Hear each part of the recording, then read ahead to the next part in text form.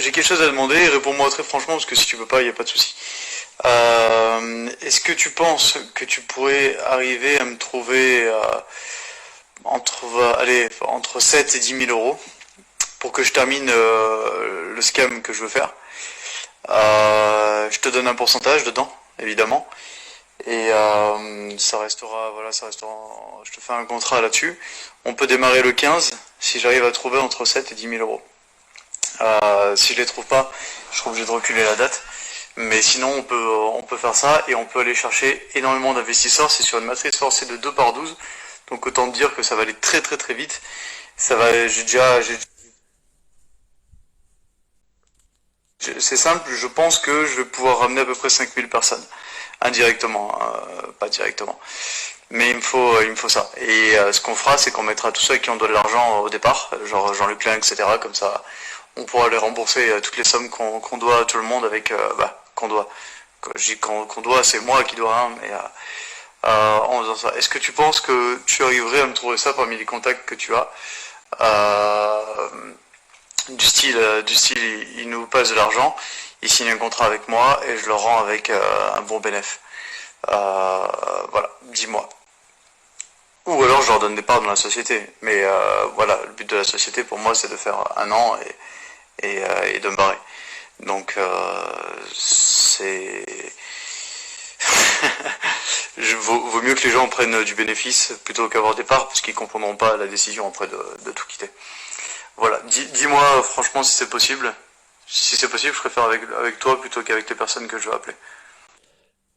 Et malheureusement, c'est un état d'esprit qui ne me plaît pas. Et c'est pour ça que, au tout départ, quand j'ai voulu créer les sociétés de marketing relationnel, c'est parce que j'avais un idéal. Et cet idéal, j'y crois toujours.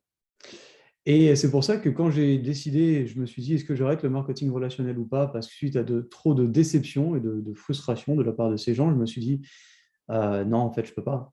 Je ne peux pas parce que quand on a un idéal et quand on a une vision, et une belle vision en ce qui concerne, en tout cas, la société que je voulais créer, eh bien, il y a quelque chose qui se dit, non, on ne peut pas rester sur une forme d'échec, puisque beaucoup pensent que ben, à ce moment-là, j'étais un voleur.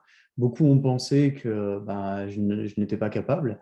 Donc, entre à la fois la vision que je sais être possible avec clubbdi.com, avec le message que je veux véhiculer à travers ces sociétés, et tout simplement ben, l'envie de dire non, là, je ne suis pas la personne que certains ont pu dire, mais je suis une personne qui peut-être était mal accompagnée, peut-être avait un manque d'expérience, mais en tout cas animée de très bonnes attentions.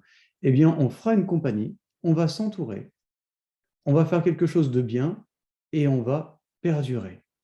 Et ça, c'est réellement la vision qu'aujourd'hui, on veut apporter avec le BDI.com. Alors, avant de promotionner la société, on s'est dit, on va tout mettre en place. Et ce qui nous manquait chez Infinity, qui était le back-office, eh bien, on va également tout faire pour que le back-office puisse tout simplement être fonctionnel de A à Z avant de commencer à promotionner. Et quand le back-office était promotionnel, quand tout allait bien, en termes de partenariat, en termes de structure, etc., on s'est dit, on peut lancer. Et aujourd'hui, on est dans une société qui se veut être structurée de manière à perdurer dans les années qui viennent et voilà, sur une très très longue période de temps même, puisque on a déjà une roadmap qui s'étend sur plusieurs années. On va en parler un petit peu plus tard.